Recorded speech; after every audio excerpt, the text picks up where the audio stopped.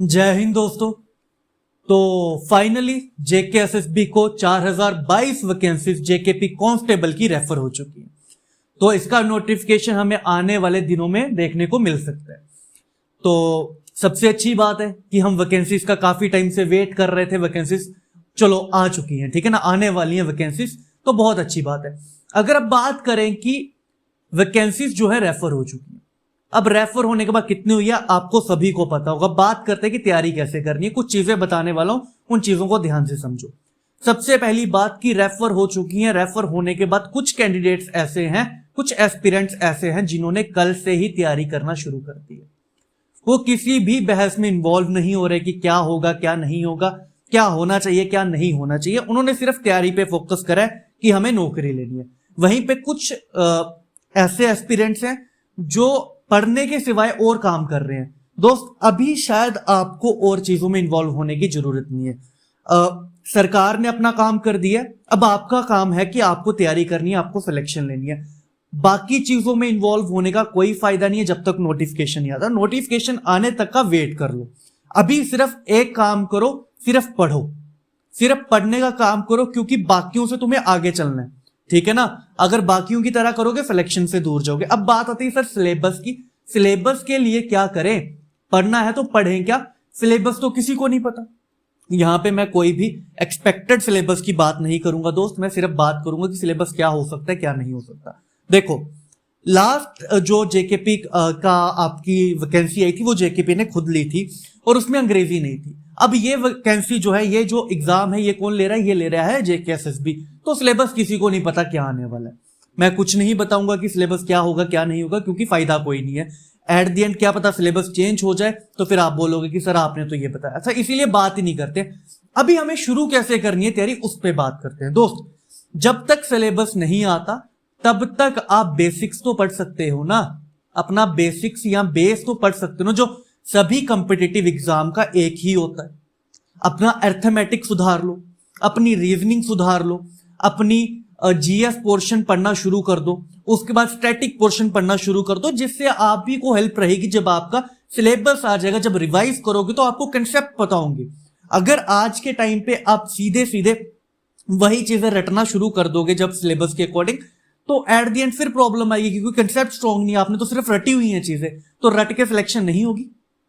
आपको आज से ही अपने कंसेप्ट स्ट्रॉन्ग करने पड़ेंगे। अपना अर्थमेटिक पढ़ना शुरू कर दो, अपना रीजनिंग पढ़ना शुरू कर दो, उसके बाद अपना जीएस पोर्शन पढ़ना शुरू कर दो, स्टैटिक पोर्शन पढ़ना शुरू कर दो। करंट जो है बहुत इंपॉर्टेंट चीज होती है एग्जाम में, करंट पढ़ना शुरू कर दो आज से ही, ठीक है ना। ये चीजें तो आप कर ही सकते हो ना, ये तो सब में आएंगी, ये पढ़ना शुरू कर दो।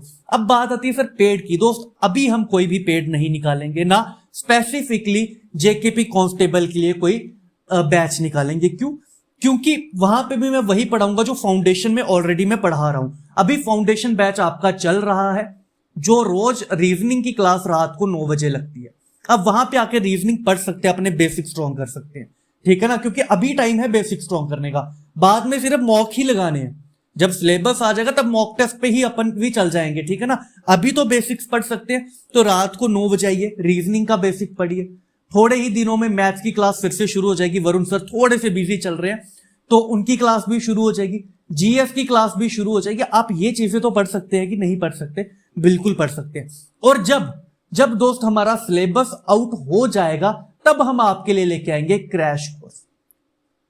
तब हम जो है स्पेसिफिकली अपना जेकेपी कांस्टेबल के लिए पढ़ेंगे, उस लेवल के मॉक टेस्ट लगाएंगे। क्योंकि अभी सिलेबस नहीं पता, अभी लगा के कोई फायदा नहीं है। अभी हम अच्छा लेवल का एक पढ़ लेते हैं।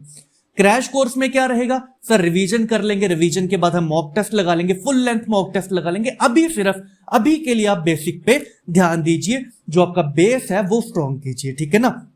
उसके बाद अगर बात करें कि सर डॉक्यूमेंट्स की बात जो है बहुत इंपॉर्टेंट है अभी जो करने वाली है, कि अभी फाइनेंस अकाउंट असिस्टेंट में डोमिसाइल का बहुत पंगा पड़ा है। दोस्त, नोटिफिकेशन कल आ जाए, परसों आ जाए, चौथ आ जाए, किसी को नहीं पता। एक बार नोटिफिकेशन आ गई, 1 मंथ का टाइम मिलता है फॉर्म अप्लाई करने के लिए।